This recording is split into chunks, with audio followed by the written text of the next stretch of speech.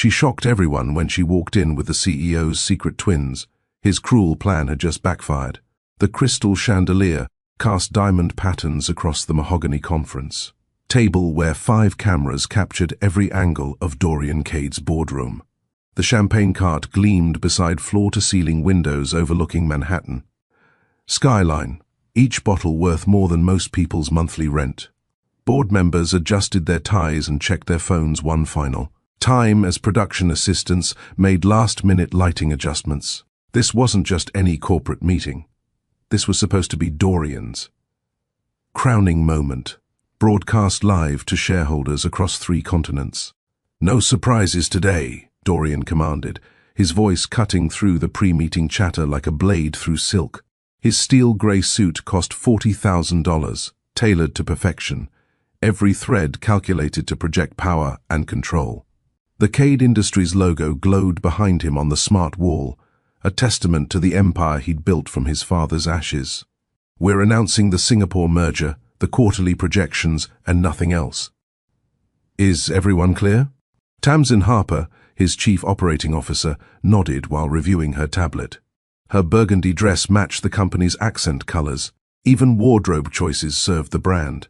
Beside her, Sienna Walsh from Public Relations checked the teleprompter one more time, her fingers dancing nervously across her phone screen. Harrison Cordell, the chief financial officer, simply smiled that shark-like grin he'd perfected over 20 years of corporate warfare. The elevator's soft ping shouldn't have mattered. Another latecomer, probably someone from legal or accounting trying to sneak in before the broadcast went live. But something about that particular sound made Dorian's shoulders tense. A primal recognition his conscious mind hadn't caught up to yet. Then she walked in. Lilith Arden commanded attention without trying, her emerald dress flowing, like water, as she maneuvered a double stroller through the boardroom doors. 2 babies, barely 8 months old, gazed at the room with curious eyes.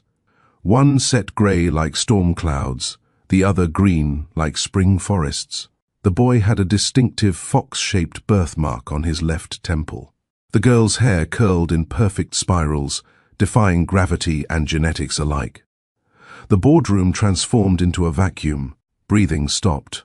Time crystallized. The cameraman's hand trembled, causing the live feed to wobble slightly.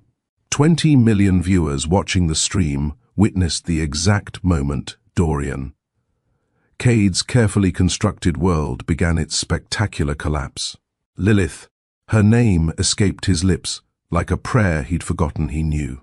His knuckles went white against the conference table's edge, the only thing keeping him upright as recognition crashed over him in waves. She moved with deliberate grace, parking the stroller where everyone could see. The babies cooed softly, unaware they'd just become the center of a corporate hurricane.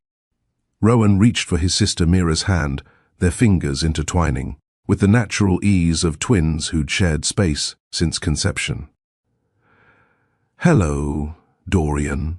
Lilith's voice carried across the silent room like thunder, wrapped in velvet. "I received your memo about today's announcement. Something about strategic partnerships and future investments. I thought your shareholders might appreciate meeting their youngest stakeholders." Tamsin's tablet clattered onto the table. Sienna's perfectly composed media face cracked like porcelain under pressure. Harrison Cordell, for possibly the first time in his career, had nothing clever to say. He simply stared, calculating variables that refused to add up to any scenario he'd prepared for. "You can't," Dorian started, then stopped. The cameras were rolling. The world was watching. Every word mattered now, each syllable a potential weapon or shield. "Can't what?" Lilith lifted Rowan from the stroller, his tiny fingers immediately reaching for the lights above. "Can't interrupt your perfectly choreographed presentation? Can't refuse to hide in the shadows while you play Empire? Can't decide that our children deserve more than being your best-kept secret?" The word children hit the room like a detonation. Board members exchanged glances that spoke volumes. The live chat on the stream exploded with speculation and shock. Dorian's empire, built on image and control, suddenly balanced on the edge of an 8-month-old's giggle. You asked me to be your secret, Lilith continued, her voice steady as bedrock while chaos swirled around her. To raise them quietly upstate while you maintained your bachelor CEO persona. To sign papers that would keep us comfortable but invisible. I declined. She shifted Rowan to her hip with practiced ease. They have a right to be known, to know you, to exist in your world, not just in its margins. Dorian's legs finally moved, carrying him around the table with steps that felt both endless and instant. He stopped 3 feet from her, from them, his eyes locked on the boy's face. That birthmark. His mother had one exactly like it, and had always called it their family's fox marking. The girl's curls matched his sister's baby pictures perfectly, the ones he kept hidden in his desk drawer. There, his voice cracked, 38 years of practiced composure shattering in 2 syllables. They're mine?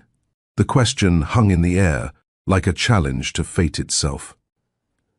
Lilith didn't answer with words. She simply turned Rowan to face his father fully. The boy's grey eyes met Dorian's identical ones, and the truth became undeniable. The fox birthmark seemed to glow under the boardroom lights, a genetic signature that no DNA test could make clearer. 15 months ago you said you loved me. Lilith's words cut through the silence.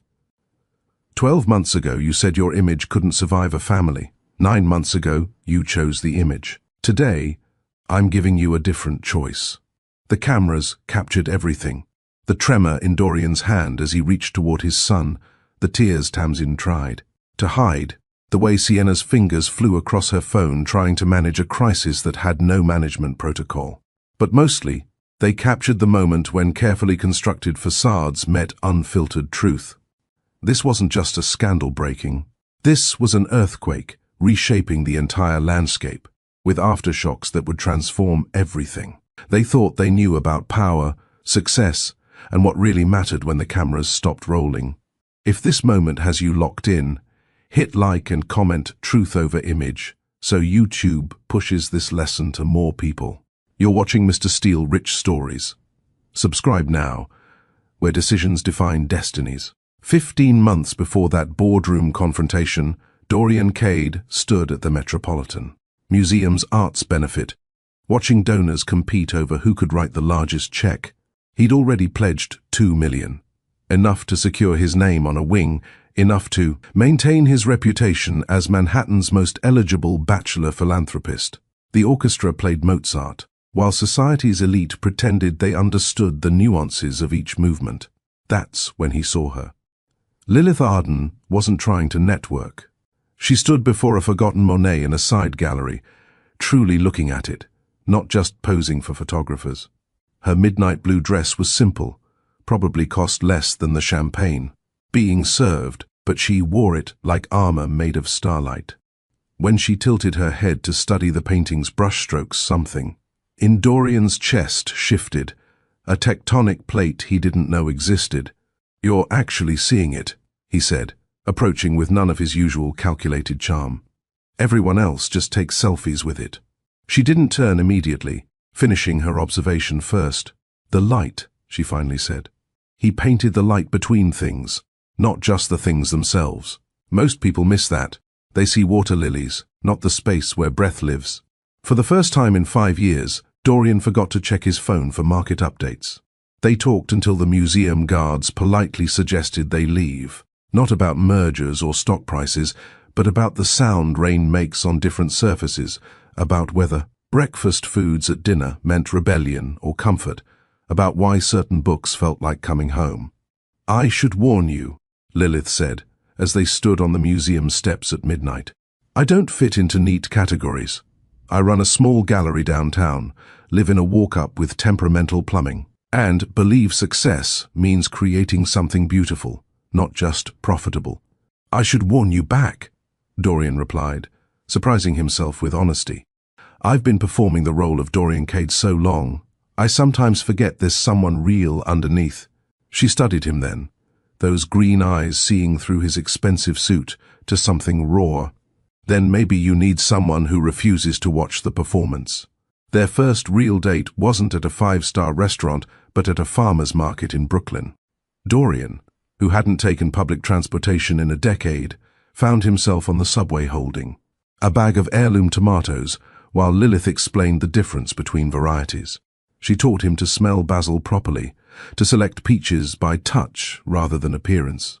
When she laughed at his attempt to haggle with a honey vendor, the sound rearranged something fundamental in his DNA. "You're different here," she observed, watching him bite into a strawberry with genuine pleasure. Less statue, more human. They developed rituals no one would expect from a billionaire and an artist. Tuesday lunches at a hole-in-the-wall Vietnamese place where the owner knew Lilith's order by heart. Weekend walks through parts of the city that never made it into tourism guides. She'd leave sketches on his desk, not romantic drawings, but observations, his hand holding a coffee cup, the curve of his shoulder when he was truly relaxed, moments when he forgot to perform. "You know what I love about you?" she said one evening, 3 months in, as they sat on her fire escape watching the city settle into night. "You're two different people, but I can see them both. The question is, which one do you want to be?" The pressure started subtly. Board meetings where someone would mention Dorian's bachelor lifestyle as a company asset. Tamsin. Forwarding articles about how married CEOs were perceived versus single ones, with statistics about stock prices correlating with personal stability. Sienna, crafting press releases that emphasized his availability, his freedom, his untethered success. "The Singapore merger depends on image," Harrison Cordell mentioned during a strategy session 6 months into Dorian and Lilith's relationship. The Lim family values tradition, but they also respect power. A family man seems stable, but a bachelor is hungry, ambitious, undistracted. The word undistracted lodged in Dorian's mind like a splinter. "She makes you soft," Tamsin said one day, not unkindly but with corporate precision. "I saw you check your phone during the Beijing presentation. You actually smiled during a hostile takeover discussion. The board notices these things." Dorian's two worlds existed in parallel dimensions. With Lilith, he discovered he could spend 3 hours in a used bookstore and call it productive. He learned to cook badly, but with enthusiasm. He found himself caring about things beyond quarterly reports, the way morning light moved across her face, how she hummed while arranging flowers, the fierce way she protected her gallery's young artists. But at Cade Industries, he maintained the facade, the eternal bachelor, the untouchable empire builder, the man who needed nothing and no one beyond the next deal. 8 months in, the tension became unbearable. The board formally requested he stabilize his image one way or another. Sienna presented a 12-month publicity plan that featured him with a rotating cast of appropriate women, models, heiresses, people who photographed well and said nothing substantial. Tamsin's family brand company offered a partnership worth billions, contingent on Dorian maintaining his independent lifestyle. "I have a solution," Dorian told Lilith that night, pulling out a contract his lawyers had drafted. 6 months. "You stay private for 6 months while I close these deals, and then we can go public. You'll be protected, provided for. There's a house upstate, beautiful studio space for your art, everything you need." Lilith read every word of the 20-page document. Clauses about public appearances, social media restrictions, communication limitations. A generous monthly allowance that felt like a salary for invisibility. Her name was reduced to Party B throughout. "This isn't protection," she said quietly, setting the papers down with deliberate care. "This is erasure. It's temporary. Just until when? Until the next deal? The next merger? There will always be another reason to keep me in the shadows." She stood, moving to her window that overlooked a small park where children played. "I'm not a distraction, Dorian. I'm not a liability to manage or a secret to keep. I need the sky. I need to exist fully, not in the margins you designate. I'm trying to protect us both." "No. You're trying to protect your image. There's a difference." She left that night. Not dramatically, not with thrown objects or shouted accusations. She simply packed her essential things and drove north, leaving behind a note. When you're ready to be one person instead of two, you know where to find me. But I won't wait in a cage, no matter how golden. Dorian threw himself into work, convincing himself her departure was temporary. The Singapore merger proceeded. Stock prices soared. The board praised his renewed focus. Meanwhile, Lilith found a small coastal town in Connecticut where the lighthouse still functioned, and galleries meant more than commerce. She rented a cottage with windows facing the water, opened a tiny gallery that showcased local artists, and tried to rebuild herself from the parts that Dorian had rearranged. 3 weeks after arriving, morning sickness confirmed what she'd suspected. The doctor's ultrasound revealed more. 2 heartbeats, 2 futures, 2 reasons everything had just become infinitely more complex. She didn't call Dorian. Not when she spent nights researching twin pregnancies. Not when she converted her studio into a nursery. Not when her belly grew round with promises she'd have to keep alone. The birth came during a November storm. The hospital lights flickered as Mira arrived first, screaming her presence into the world.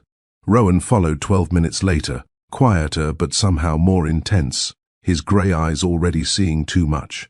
As Lilith held them both, rain lashing against the windows, she felt like a lighthouse keeper standing guard between the storm and something precious. She named them without him, raised them without him, built a life that was complete without him, until the day she saw his merger announcement and decided that some secrets were too heavy to carry alone. Her children deserved to exist in full light, not in the shadows of someone else's fear. The stakes had always been clear: keep your name and self, or trade them, for a polished story that would eventually suffocate everyone it touched. The penthouse apartment on the 62nd floor had been featured in Architectural Digest 3 times. Dorian Cade's Sky Palace, they'd called it, celebrating its museum-quality emptiness. White marble stretched across 3,000 square feet, broken only by black leather furniture that no one ever sat in. The kitchen gleamed with appliances that had never cooked a meal. The refrigerator contained only bottled water and a single container of expired yogurt, a ghost from the last time Lilith had stayed over. Dorian stood at his floor-to-ceiling windows at 3 a.m., watching the city sleep below. He'd been rehearsing for 6 hours straight, not for the merger announcement, but for something else entirely. The velvet ring box sat on his glass coffee table, containing a diamond so perfect it looked fake. 4 carats. Flawless clarity, the kind of ring that would photograph beautifully in press releases. Tamsin. He practiced his reflection in the window. We've built something remarkable together. Our partnership has generated billions in value. It makes sense to formalize what already exists. The words tasted like ash. He tried again, attempting warmth he didn't feel. You understand this world, understand me. We could be efficient together. The proposal wasn't about love. They both knew that. Tamsin Harper came from old money, understood the game, would never leave sketches on his desk or teach him about tomatoes. She'd never make him forget to check his phone during meetings. She was safe, strategic, and suitable. The board had practically scripted their union themselves. His phone buzzed with another message from Quinn Reeves, his personal attorney, merger docs ready. Proposal plan confirmed for after announcement. Tamsin expects it. Don't overthink. But Dorian saw something else in Quinn's carefully worded texts, the exit strategies hidden between lines. The prenuptials already drafted, the dissolution clauses built into a marriage that hadn't even begun. Quinn knew this was theatre, and had seen Dorian practice his lines like an actor preparing for a role he'd never wanted. This is for the company, Dorian told himself, the mantra he'd repeated since Lilith left. Thousands of employees depend on stability. Their families need security.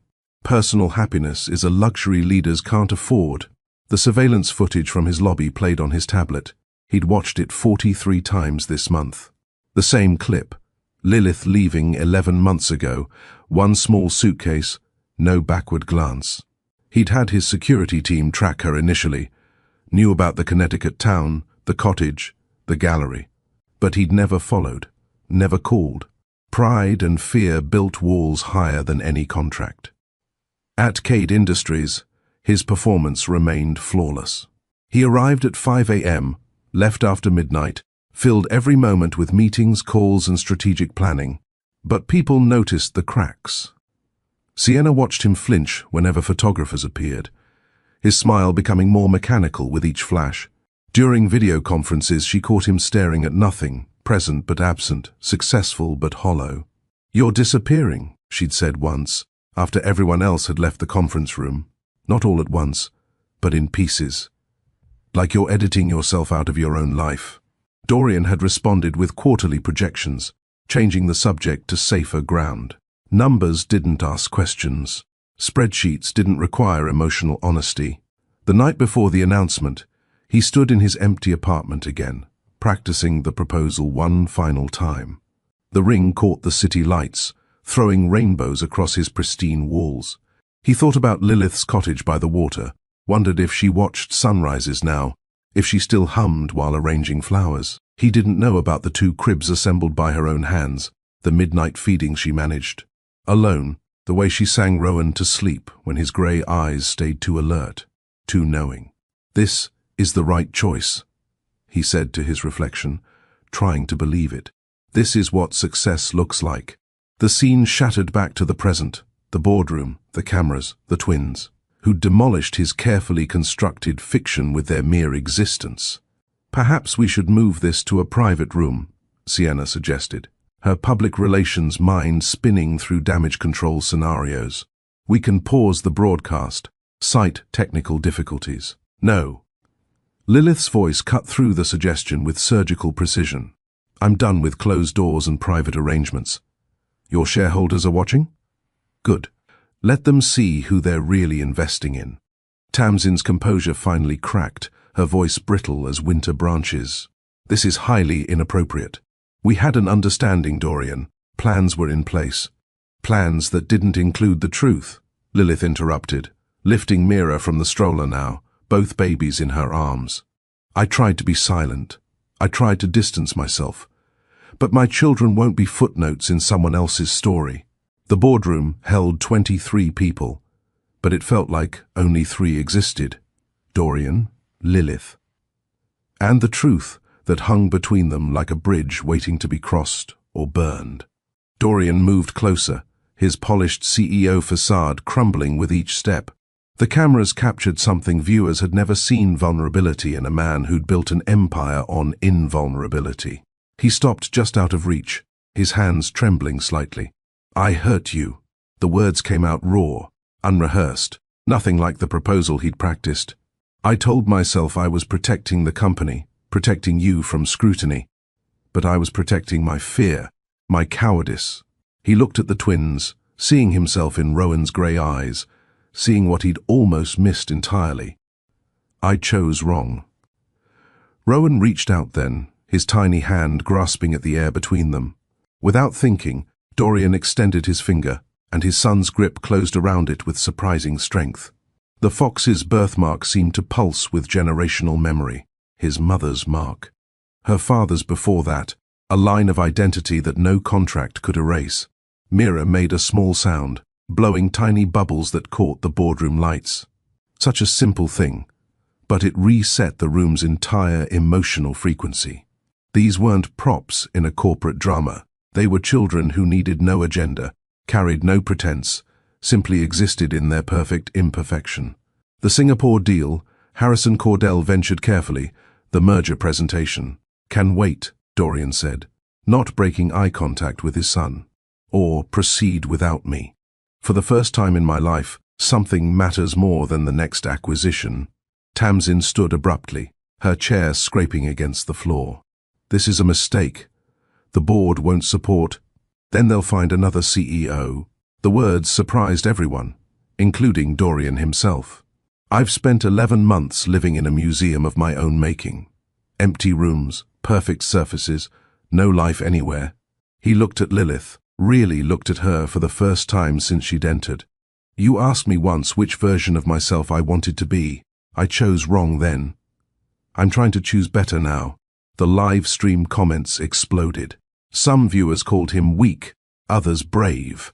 Stock prices fluctuated wildly, as algorithms tried to process whether this was disaster or revelation. But in the boardroom, something simpler was happening. A man meeting his children for the first time, while the woman he'd failed watched him realize what he'd almost lost forever. "It's not that simple," Lilith said quietly. "You can't just decide now that they fit your timeline. They have routines, needs, a life you know nothing about." "Then teach me." His voice broke slightly on the words. Not in secret, not with contracts or conditions, just teach me. The boardroom held its breath, waiting for her response. The empire Dorian had built suddenly seemed as fragile as the bubbles his daughter blew, beautiful, but temporary, impressive but ultimately hollow without something real at its center. Image versus integrity, comfort versus consequence. The choice that had seemed so clear in his empty penthouse now revealed its true cost, counted in tiny fingers and missed first smiles in a love he'd traded for a success that tasted like nothing at all. The glass conference room adjacent to the main boardroom offered privacy without complete isolation. Through the transparent walls, board members pretended to review documents while stealing glances at the scene unfolding inside. Dorian had carried in 2 chairs and a small table, creating an intimate space within the corporate fortress. The contrast was jarring million-dollar deals visible through one wall, his children's feeding bottles on the table. Lilith settled into her chair with practiced efficiency, positioning both twins for their feeding. She'd packed their bottles with the precision of someone who'd learned to be entirely self-sufficient. The formula was already at perfect temperature, something she'd mastered during countless 3 a.m. feedings alone. 78 degrees, she said, catching Dorian watching intently. Too hot and they refuse it. Too cold and Rowan gets fussy. Mira's more flexible, but she prefers consistency. She adjusted Rowan slightly, his small fingers wrapping around the bottle. Things you would have known if you'd been there. The words weren't accusatory, just factual, which somehow made them harder to hear. Dorian sat forward, studying every movement like he once studied market trends. "Can I?" He gestured toward Mira's bottle. "Support her head more. She likes to feel secure." Lilith guided his hands, the first time they'd touched in almost a year. "There. Feel her settle? That means you're doing it right." Through the glass, Tamsin gathered her belongings with sharp movements, her departure a statement in itself. Sienna typed furiously on her phone, likely crafting 17 different press responses. But inside this temporary nursery within a boardroom, time moved differently. "Why didn't you tell me?" Dorian asked quietly, watching his daughter's eyes flutter closed as she fed. "When you found out about them." Lilith was quiet for a moment, focusing on Rowan's steady breathing. "You asked me to disappear, remember? 6 months of invisibility, renewable at your discretion. I became very good at not existing in your world." She shifted slightly, her green eyes meeting his. "Telling you would have meant contracts, lawyers, NDAs for the ultrasound technician. I couldn't raise children in that kind of shadow." "I would have." "What? Is hiding them better? Provided a bigger house with higher walls? You weren't ready to be a father, Dorian. You were barely ready to be yourself." The truth of it sat between them, undeniable. Through the glass, Harrison Cordell paced, his phone pressed to his ear, probably calculating stock implications down to the penny. The Singapore representatives were calling. The board was panicking. An empire was shaking. "I want a paternity test," Dorian said suddenly. "Not because I doubt you. Because when the lawyers come, and they will come, I want no ambiguity. These are my children. That needs to be legally undeniable." Lilith nodded, appreciating the pragmatism even in this emotional moment. "I have their birth certificates in my bag. Your name isn't on them yet. That felt like a choice you should make consciously, not one I should force." Before Dorian could respond, the door burst open. Harrison Cordell entered like a storm system, his face flushed with barely contained panic. "We need damage control immediately. I've got Singapore threatening to pull out, 3 board members demanding an emergency meeting, and the stock has dropped 12% in 30 minutes. "Good," Dorian said calmly, not looking up from Mira's peaceful face. Maybe at 12% down we'll remember we're humans running a company, not algorithms maximizing profit. This isn't a joke. Your fiduciary duty. My duty, Dorian interrupted, his voice carrying the authority that had built an empire, starts with accountability. We'll address the shareholders within the hour. Full transparency. Full transparency? Harrison's voice pitched higher. You want to admit you've hidden children? That you've been living a lie? I want to admit I'm a father who failed to show up. That I chose image over integrity. That starts today, that changes. He stood carefully, still holding Mira with surprising steadiness for a beginner. We built Cade Industries on innovation and adaptation. We innovated something beyond profit margins. Sienna appeared in the doorway, her expression carefully neutral. The press wants a statement. The narrative is already spinning secret families, hidden babies, corporate deception. We need to control it. No. Dorian's response was immediate. We don't control it. We don't spin it. We tell the truth and accept the consequences. He looked at Lilith. That is, if you're willing to be part of any statement. This is your story too. Lilith stood, Rowan drowsy in her arms.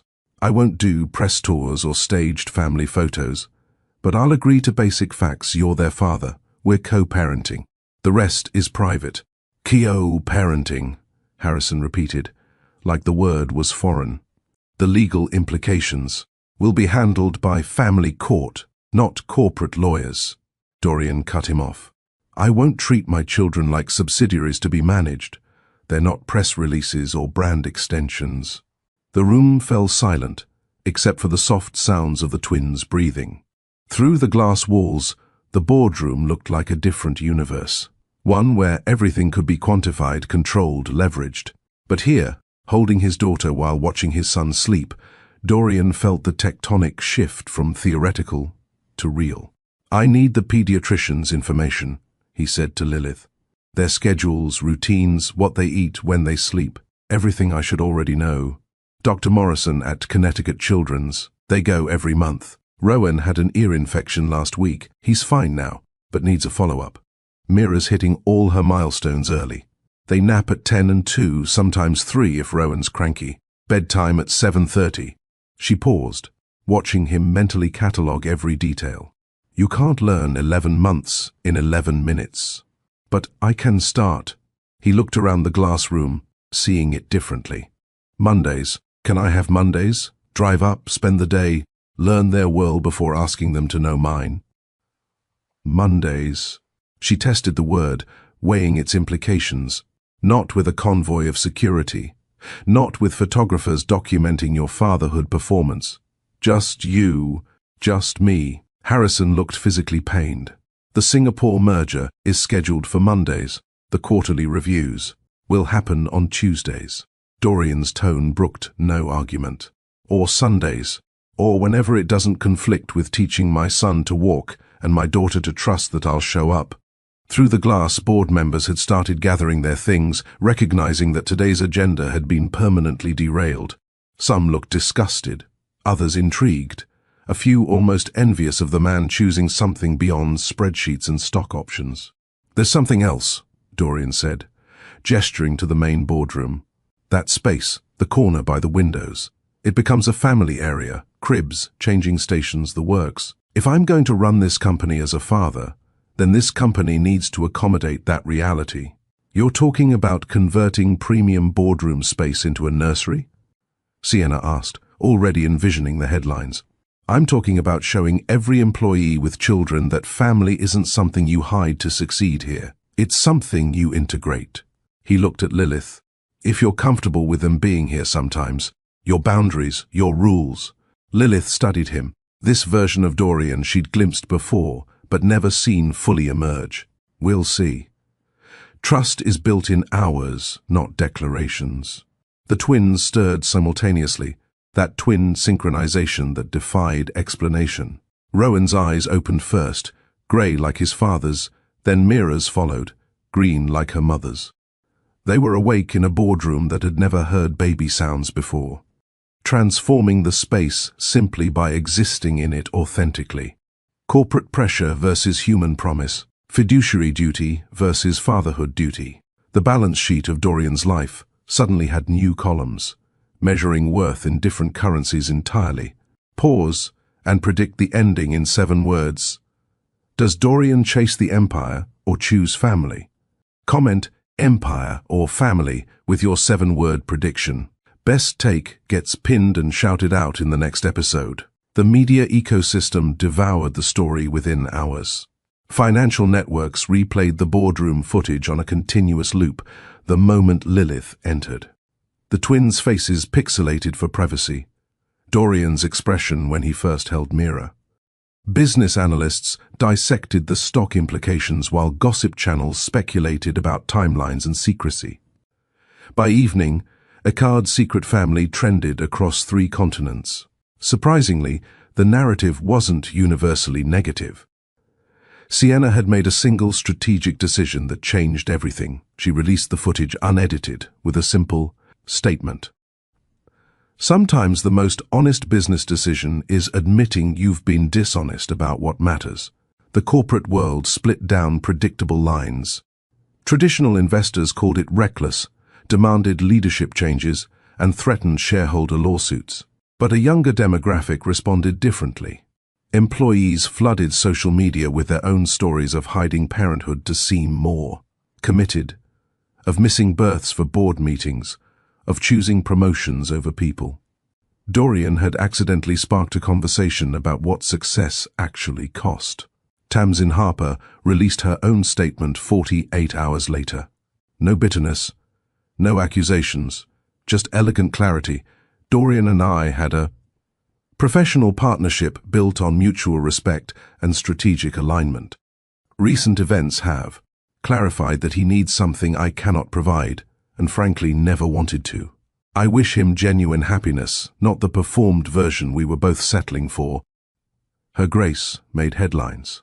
Within a week, she'd been approached by 3 major companies seeking a CEO with her particular blend of competence and emotional intelligence.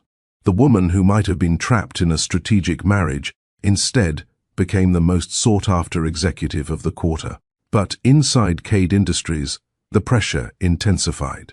The Singapore merger hung in precarious balance. 2 board members resigned, citing fundamental disagreements about leadership priorities. Stock prices stabilized but remained volatile, responding to every new development like a heart monitor, tracking an unstable patient. Harrison Cordell called an emergency executive meeting on day 4. The main boardroom where the twins' corner had already been constructed.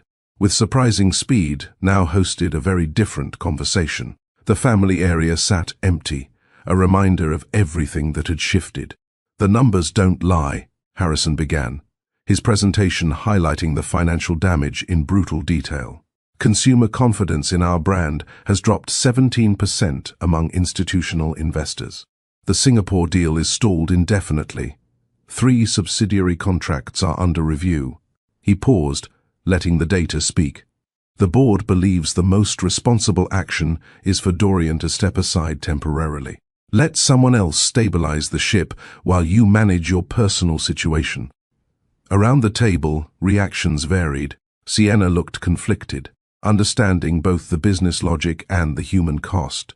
Quinn Reeves, Dorian's attorney, made notes but said nothing. The remaining board members studied their tablets, avoiding eye contact.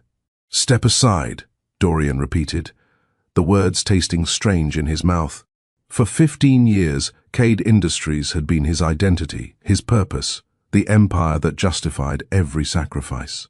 "You're asking me to resign." "Temporarily," Harrison clarified. 6 months, maybe a year. Long enough for the storm to pass, for you to establish whatever co-parenting arrangement works, for the markets to forget and refocus on fundamentals. Dorian stood, walking to the windows that overlooked the city he'd conquered.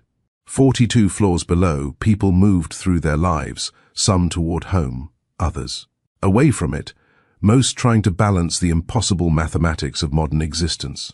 He thought about his empty penthouse, his practiced proposal to Tamsin, the museum life he'd built to house a success that felt increasingly hollow. I agree, he said quietly. The room erupted. Harrison hadn't expected immediate capitulation. Sienna's eyes widened. Quinn's pen stopped mid-note. I'll take a leave of absence, Dorian continued, turning to face them. Effective immediately. Harrison, you'll serve as interim CEO. Sienna, you'll continue managing communications with full authority. Quinn, draft whatever documents protect the company's interests while I'm gone. Dorian Harrison began, clearly unsettled by getting exactly what he'd asked for. But understand this, Dorian interrupted, his voice carrying the authority that had built an empire. I'm not running, I'm not hiding, I'm reordering. He gestured to the family corner, the cribs that had never held his children, the changing table still wrapped in protective plastic. I won't teach Rowan and Mira that power equals love, that success means sacrificing everyone you claim to care about. They deserve better than watching me perform fatherhood between conference calls. He moved back to the table, placing both hands flat on its surface.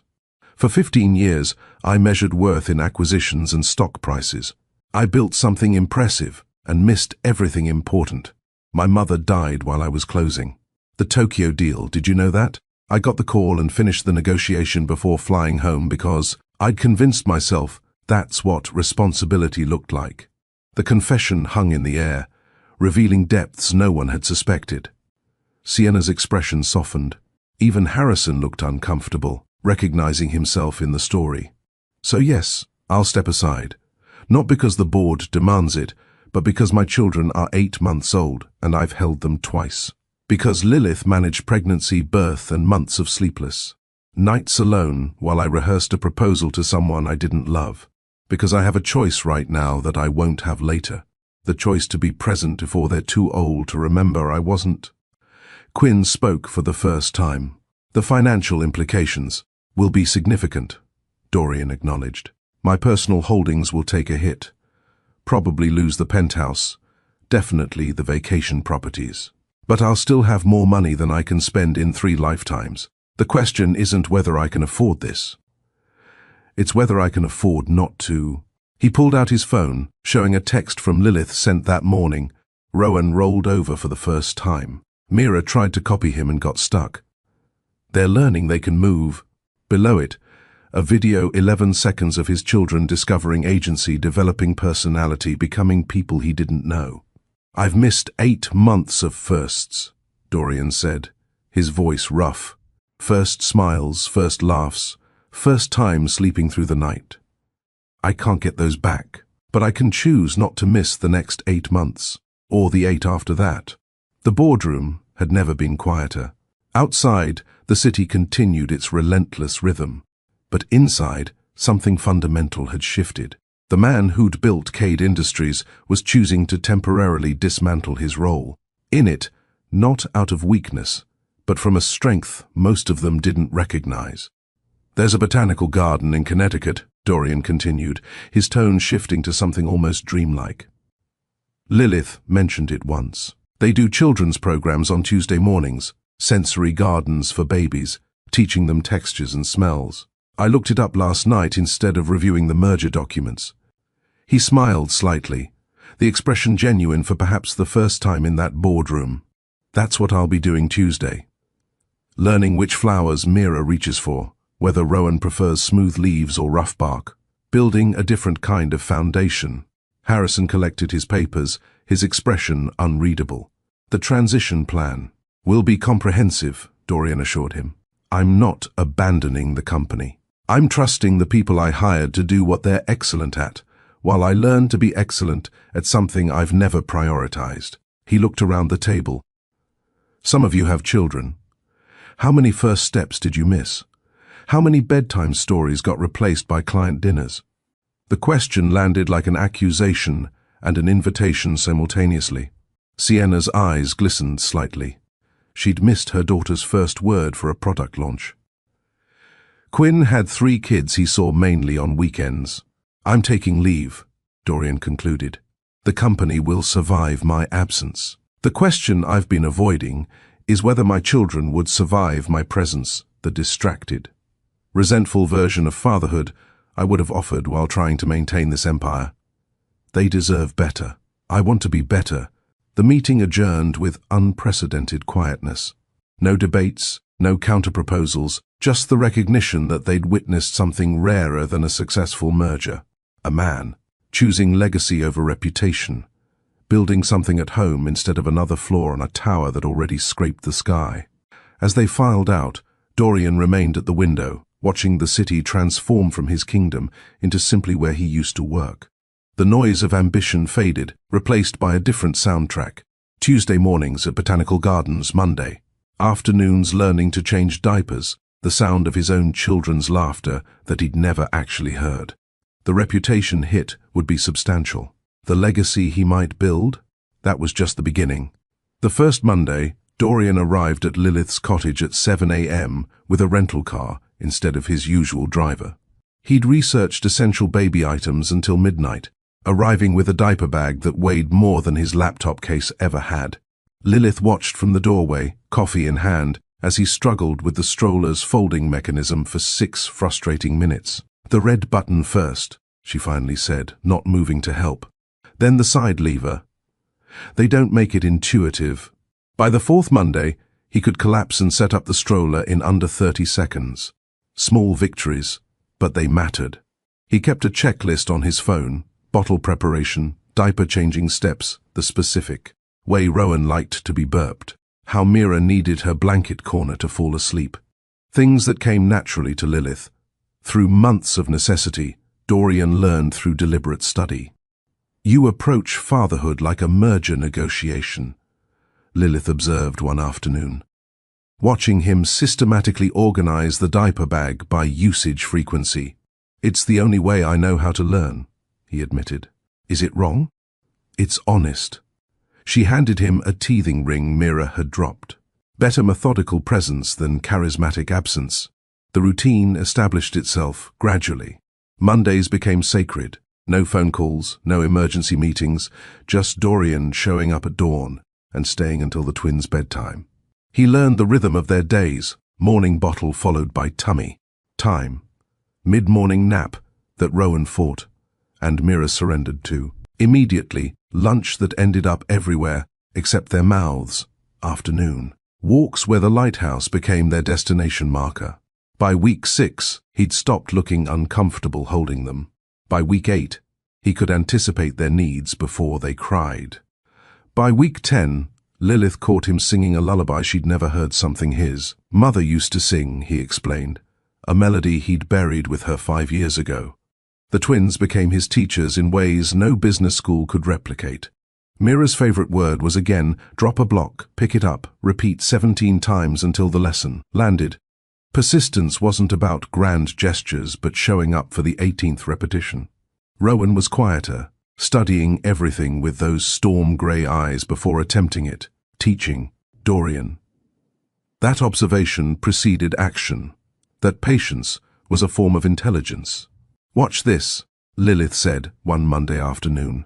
She stacked 3 soft blocks, then waited. Rowan studied the tower for a full minute, before methodically knocking it down, then attempting to rebuild it. "He's a planner. See the whole picture before moving. Like me," Dorian said quietly. "Like you used to be, maybe. Before you confused planning with controlling." The observation stung because it was true. He'd spent years trying to script outcomes, manage variables, and eliminate uncertainty. But babies defied control. They got sick on carefully planned days, refused naps. When schedules demanded them, found joy in chaos and catastrophe in routine. Picture books became Dorian's unexpected expertise. He'd arrive each Monday with new ones, reading to the twins with the same focus he once gave quarterly reports. The very hungry caterpillar taught him about transformation.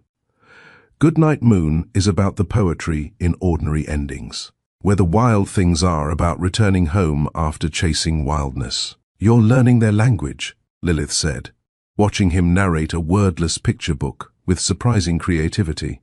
"They're teaching me a second language," he corrected. "One I forgot. I used to speak. Post-bedtime became their talking time." After the twins finally settled a process that took anywhere from 20 minutes to 2 hours, Dorian and Lilith would sit on her porch overlooking the water, drinking tea, speaking carefully about everything they'd avoided. "My father raised me like a project," Dorian shared one evening, the lighthouse beam sweeping past in steady intervals. Success was the only acceptable outcome. Emotion was inefficient. "I learned early that vulnerability meant failure. My parents were artists who treated structure like oppression," Lilith responded. "Beautiful chaos. But sometimes I just wanted dinner at a regular time, homework help." That didn't turn into a philosophical discussion about the nature of education. So we're both running from how we were raised, or toward who we want to be. There's a difference. They talked about discipline versus freedom, about which battles mattered with toddlers who were testing every boundary.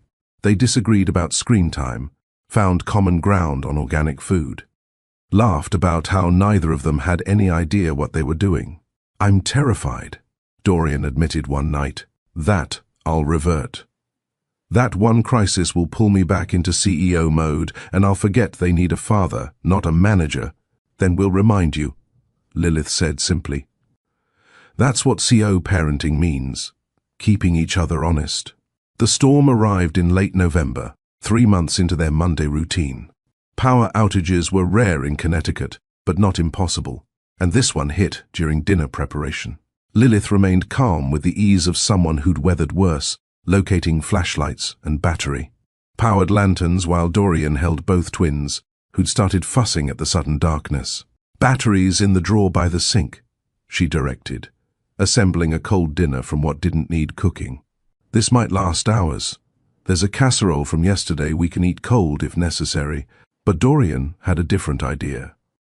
He set up the flashlights in a circle, creating a spotlight in the living room. Using shadow puppets, a skill he'd learned from YouTube specifically for this purpose, he transformed the blackout into a circus. His hands became elephants, rabbits, birds, each shadow dancing across the walls while the twins shrieked with delight. Lilith watched from the doorway, seeing something she'd never witnessed.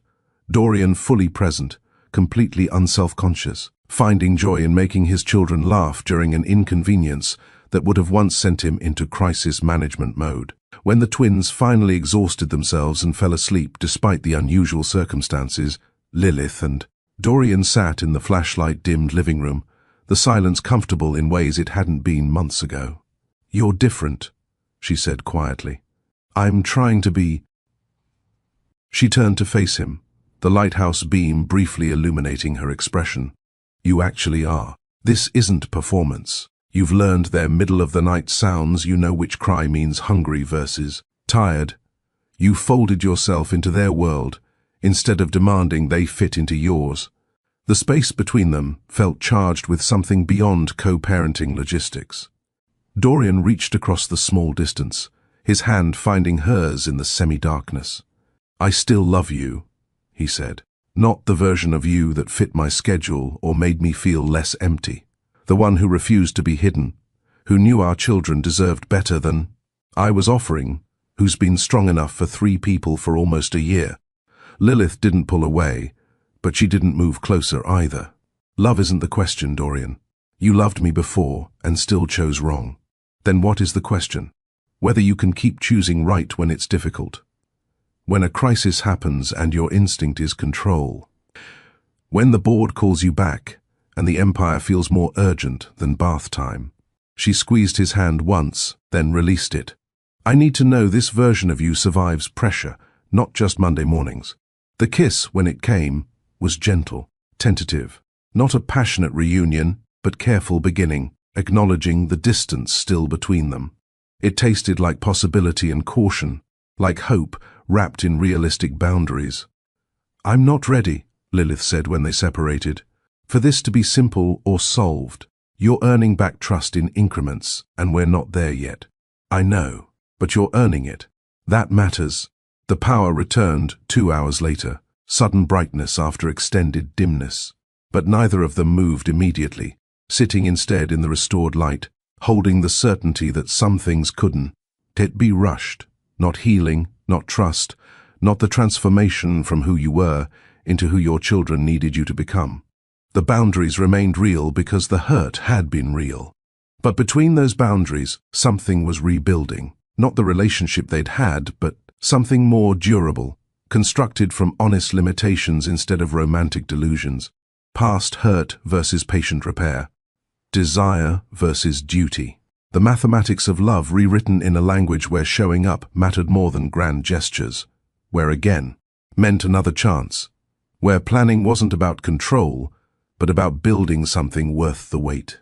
The emergency shareholder meeting was scheduled for a Tuesday, deliberately, Dorian suspected, to conflict with his botanical garden plans with the twins. Harrison Cordell had sent the formal notice with corporate precision. Board vote on leadership continuity and fiduciary responsibility. Translation: they wanted him gone permanently, not just on leave. The virtual conference room displayed 200 faces. Institutional investors, board members, stakeholders who'd built wealth on Cade Industries' relentless growth. Dorian joined Lilith's cottage, the twins napping in the next room, their baby monitor visible in the corner of his screen. He wore a button-down shirt, but no tie, a small rebellion that didn't go unnoticed. Harrison opened with numbers, stock volatility graphs, competitor advantage charts, market share erosion projections.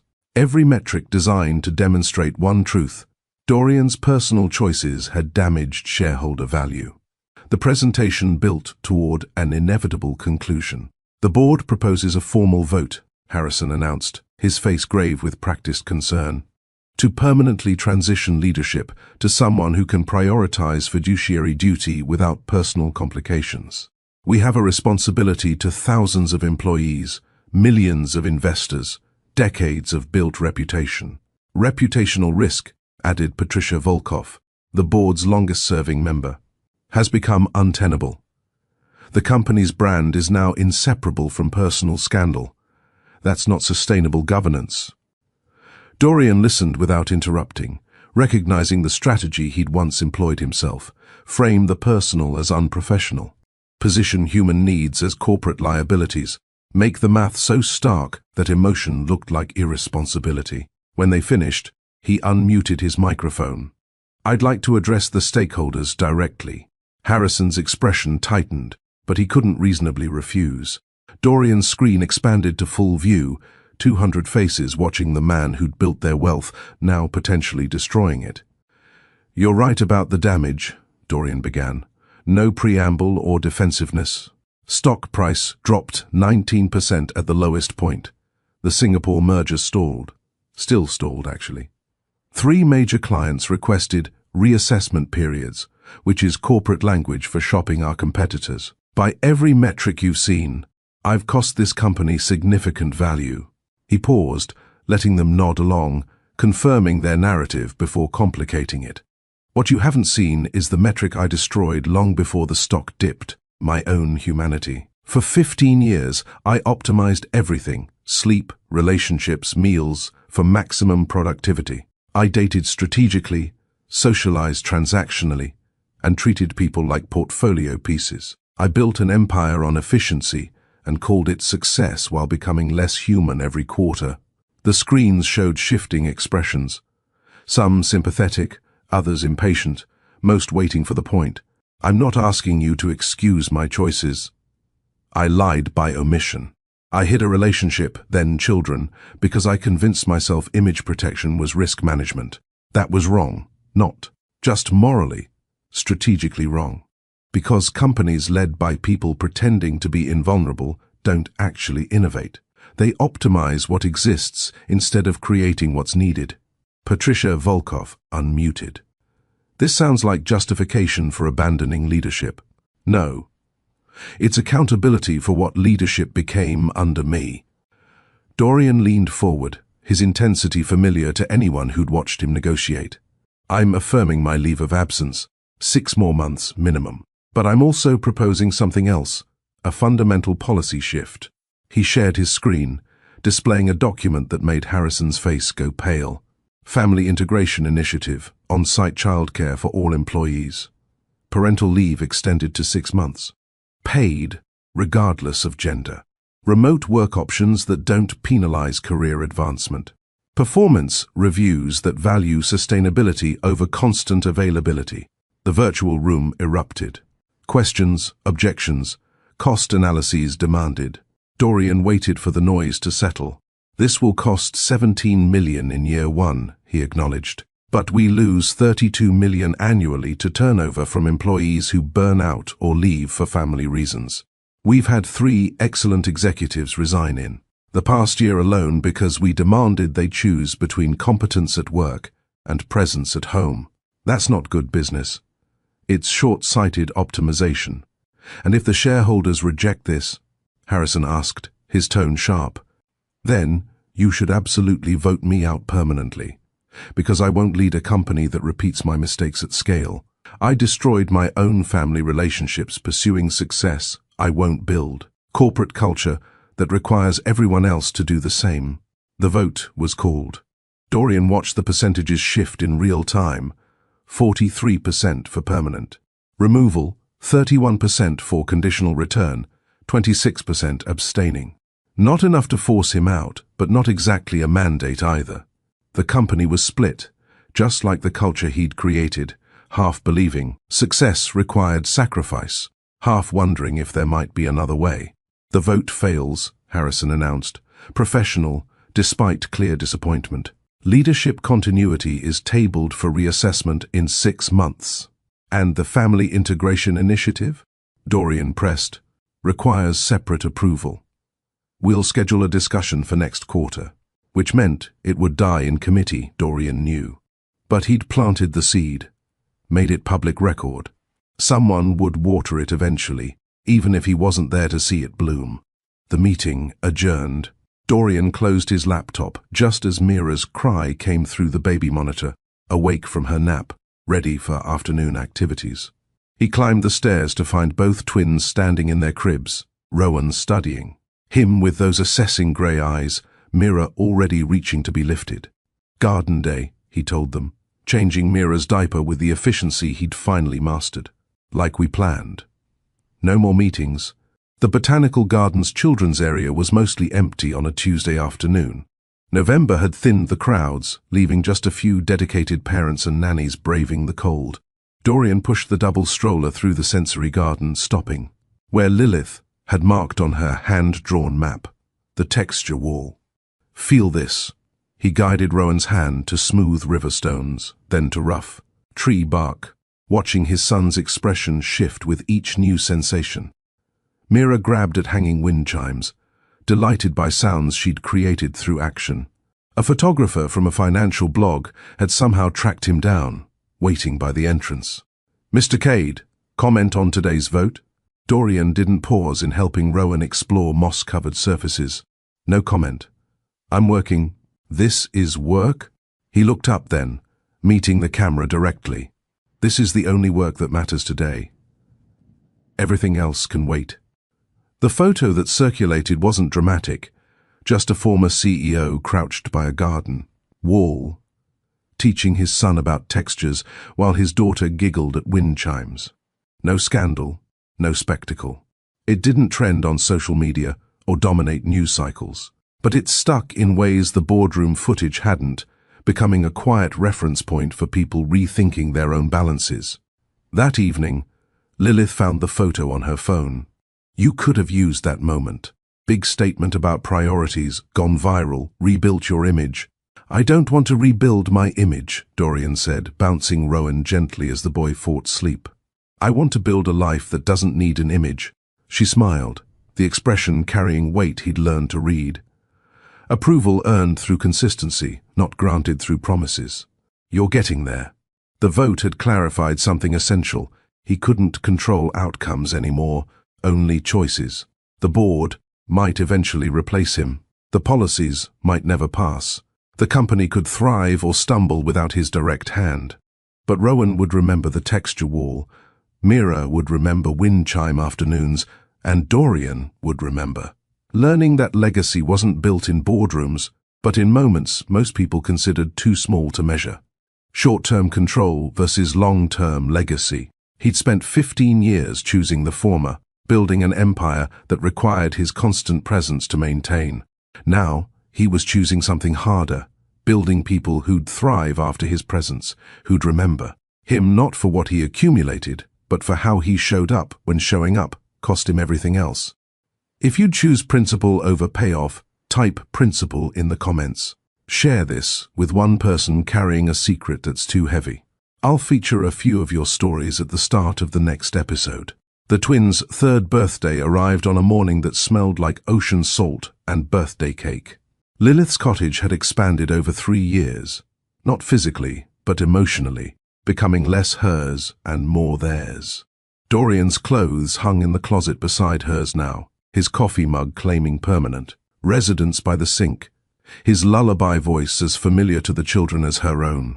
The package arrived by courier mid-morning, wrapped in simple brown paper with Sienna Walsh's handwriting on the return label. Inside, Dorian found a framed photograph he'd never seen before, the boardroom moment from 3 years ago, but not the footage that went viral. This was different, a candid shot taken seconds after Lilith entered, capturing Dorian's face in unguarded shock. No performance, no calculation, just raw human reaction to truth colliding with carefully constructed fiction. The note attached read, "Found this in the archive. Thought you'd want to remember the man you were becoming, not just the one you used to be. The childcare initiative passed last month. 17 companies have already copied it. You started something. Sienna." Dorian stared at the photo, remembering that version of himself, polished, terrified, standing on the edge of transformation without knowing if he'd survived the fall. He'd survived. More than that, he'd learned to live differently. "What's that?" Lilith asked, balancing a tray of cupcakes that Mira and Rowan had helped decorate, meaning they were more frosting than cake. "Evidence," Dorian said, showing her, "that sometimes the worst moment of your life is actually the doorway to the best one." That afternoon, after the small birthday celebration with neighborhood friends and the twins crashed hard from sugar and excitement, Dorian found Lilith on the porch. The lighthouse beam swept past in its eternal rhythm, measuring time in rotations instead of quarterly reports. "I have something to ask you," he said, sitting beside her on the weathered bench they'd refinished together last summer. Lilith raised an eyebrow. "If this involves a champagne cart and cameras, the answer is no." He laughed, the sound genuine. No stage, no performance. Just this. He pulled out a simple ring, not the 4-carat diamond he'd purchased for Tamsin, but a custom piece, sea glass from their beach, set in recycled gold, imperfect and beautiful. 3 years ago, I tried to hide you to protect my image. I'm asking now, will you help me build a life where we don't need protection? From truth? Where do the kids see parents who chose each other daily, not just once in a scripted moment? "That's not really a proposal," Lilith observed, but her eyes were bright. "You're right." He shifted, getting it right this time. "Lilith Arden, will you build this light with me? Not perfect, not performed, just real and messy and honest." She took the ring, holding it up to catch the late afternoon sun. The sea glass glowed green, the same shade as her eyes, as Mira's eyes, as the ocean on certain mornings. "Yes, but I'm keeping my name. The twins are hyphenating theirs, and if you ever ask me to be smaller so you can look bigger, I'm keeping the cottage. Deal." The kiss tasted like 3 years of earned trust, of boundaries respected and promises kept, of transformation that happened in increments so small they were almost invisible, until you looked back and realized you'd become someone completely different. They announced it simply, a photo on social media showing all 4 of them on the beach, the twins building sandcastles while Dorian and Lilith watched. The caption read, "Building the life we almost lost. No filters, no performance, just gratitude for the backfire that saved us." The response was quieter than the scandal had been, but deeper. People shared their own stories of choosing differently, of backfires that became blessings, of plans that fell apart into something better. The post didn't trend, but it mattered, which Dorian had learned was more important. 6 months later, Dorian returned to Cade Industries. Not as CEO.